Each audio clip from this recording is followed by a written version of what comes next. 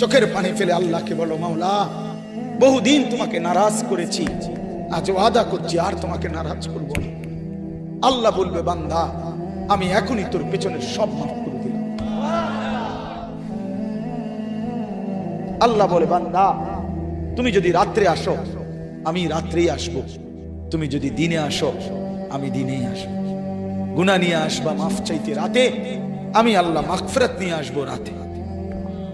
তুমি আসবে যখন আমি আসবো তখন। তুমি আসবা এক বিগত, আমি আসবো এক হাত। তুমি আসবা এক হাত, আমি আসবো দুই হাত। তুমি আসবা হাঁটতে হাঁটতে, আমি আসবো দৌড়তে দৌড়তে।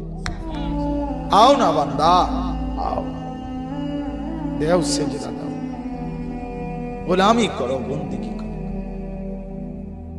আমাকে ডাকো। কেন ভুলে গেলাম?